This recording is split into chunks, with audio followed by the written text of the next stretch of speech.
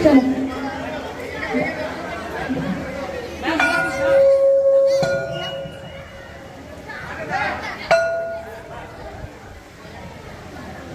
হচ্ছে নাটক নারী নক্ষত্র। এই নাটকটি বীরভূম জেলা থেকে প্রতিটি স্কুলে দেওয়া হয়েছে। এর আগে কত কথা বলেছিলি, টিভি দিবি, গাড়ি দিবি, এসি দিবি, কিছুই নাম নেই। তার উপর তুই কন্যা সন্তানের জন্ম দিয়েছিস, তোর লজ্জা করে না? বিয়ের আগে আমাকে খুব তো বলেছে গাড়ি দেবো, টিভি দেবো, এসি দেবো, এখন তো কিছুই দেওয়ার নাম নেই। আবার বেশি বড় বড় কথা। চল বলছি, চল বেরো, বলছি বেরো। অলক্ষণী মেয়ে আবার কন্যা সন্তানের জন্ম দিয়েছে, বেরো। তুমিও তো একটা মেয়ে, আমিও তো একটা মেয়ে। তুমি একটা মেয়ে হয়ে আর একটা মেয়ের উপর এরকম ভাবে অত্যাচার করতে পারো? বলো। তুই তোর সঙ্গে আমার তুলনা করছিস? তোর এত বড় সাহস? দাঁড়া, তুই আজকেই আমার বাড়ি থেকে বেরিয়ে যাবি। চল বলছি, চল চল চল।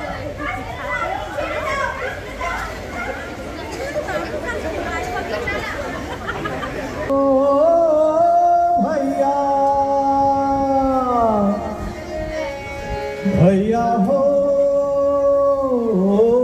भैया भैया देश का ये कैसन हाल भैया, देश का ये कैसन हाल, देश का ये कैसन हाल भैया, देश का ये कैसन हाल, देश का ये कैसन हाल भैया, देश का ये कैसन हाल। दुर्गा नामे पूजो दयाल, नारी रे बोली माँ, ओ भैया नारी रे बोली माँ। दुर्गा नामे पूजो दयाल, नारी रे बोली माँ, ओ भैया नारी रे बोली माँ। আবার সেই মেয়েরাই বাড়ির বোঝা, সেই মেয়েরাই বাড়ির বোঝা, বাবার যন্ত্রণা রে ভাইয়া, দেশ का ये कैसन हाल, देश का ये कैसन हाल भैया, देश का ये कैसन हाल, देश का ये कैसन हाल भैया, देश का ये कैसन हाल।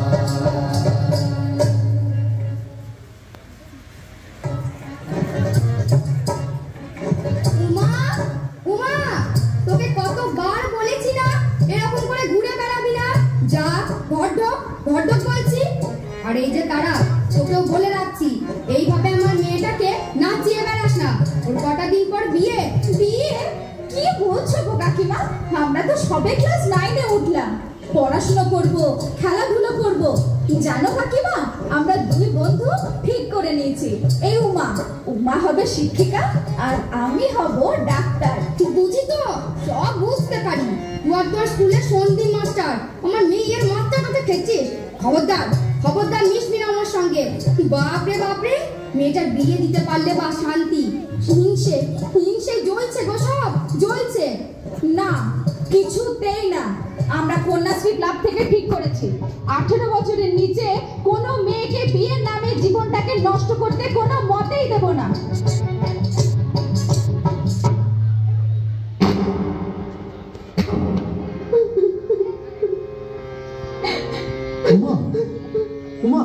কাঁদলে হবে না, এ সময় শক্ত হতে হবে, সিদ্ধান্ত নিতে হবে। পুলিশ প্রশাসন সবাই তোর সঙ্গে আছে। আরে তুই তো বলতিস পড়াশোনা করবি, স্কুলে দিদিমণি হবে, সব ভুলে গেলি? না স্যার, ওসব বলেন না। উমা, আমি আর নিতে পারছি না। বাবা মা যখন সব ঠিক করে ফেলেছে, তখন যা হবার হোক। না উমা, আমার কপালে যা থাকে স্যার। কপালের দোহাই দিয়ে লাভ নেই। তুই চাইল্ড লাইনে নিজেই ফোন করতে পারিস। 10-9-8 নাবালক ছেলে মেয়েদের যে কোনো সমস্যায় তারা তোকে হেল্প করবে। স্যার স্যার স্যার, আপনি আমার মাথায় হাত দিয়ে বলুন, আপনি কাউকে কিছু জানাবেন না। সে কি? কিছুই করবেন না আপনি। আরে আমার দিব্যি স্যার, আমি আর নিতে পারছি না। উমা, বিয়ে ভাঙলে বাবা মার মুখের দিকে আমি তাকাতে পারবো না স্যার। আমাকে আত্মহত্যা করতে হবে। কি বলছিস? আমি চাই স্যার। উমা উমা দাঁড়া, উমা উমা।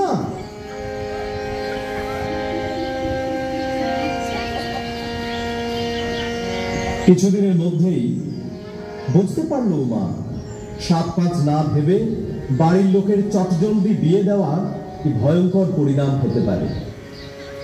ভাত খেয়ে নেবে এসো। এটা রান্না হয়েছে, রান্না। প্রতিদিন প্রতিদিন শুধু ডাল আর ভাত, ভাত আর ডাল। তা আমি কি করব? আমি কি রোজগার করি নাকি? তুমি তো সবটাই নেশায় খরচা করে দিচ্ছ। আমি কোথায় টাকা পাই বলো তো? মুখে মুখে চোপা, মুখে মুখে চোপা। দাঁড়া দাঁড়া, তোকে দেখাচ্ছি। মুখে চোপা। কান্দিস না রে মা, কান্দিস না। মেয়েদের কপালটাই ওরকম। কিন্তু বিয়ের পর স্বামীর ঘরটাই মেয়েদের আসল ঘর।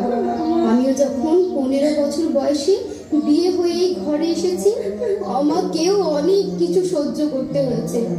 তারপর যখন তুই হলি, মেয়ে হয়েছে বলে শাশুড়ি ননদ স্বামীর কাছে কম অত্যাচার সহ্য করতে হয়নি।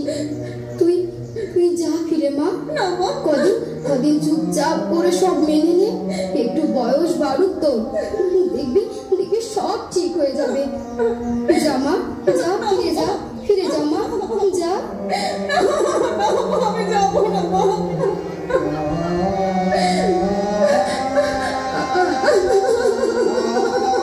কোথায় এই ছেলে? মায়ের কাছে, মায়ের কাছে গেছে নালিশ করতে। মায়ের কাছে টাকা আনতে পারে না, এদিকে নালিশ করতে চলবে। মেয়েদের কপালটাই ওরকম। কিন্তু বিয়ের পর স্বামীর ঘরটাই মেয়েদের আসল ঘর। বেশ, তোকে সিং বাবুর কাছে দিয়ে আসি, বুঝলি? এর জন্য সিং বাবু আমাকে অনেক টাকা দেবে বলেছে। চুপচাপ করে সব মেনে নে। একটু বয়স বাড়ুক তো, দেখবি সব ঠিক হয়ে যাবে। যা বলছি। যাবো না মানে, যা বলছি। যাবে না।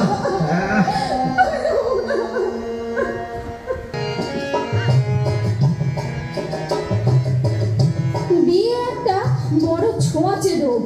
তোমার বিয়ের ছোঁয়া লাগলো আমার বাড়িতেও। তাড়াতাড়ি বিয়ে না দিতে পারলে যেন পাড়া প্রতিবেশীদের ভাত হজম হয় না। তাই একদিন লেখাপড়া করবে। এক গাদা লেখাপড়া করে কি করবে? কি একটা ভালো সম্বন্ধ এসেছে, কাল পাক্কা দেখা। ভালোই কাল সব ঠিক হলে না, তোর বিয়েটা হয়ে গেলে আমাদের কাঁধের থেকে দায়টা নামে না, বুকের বোঝাটা খানিক হালকা হয়। না মা, না।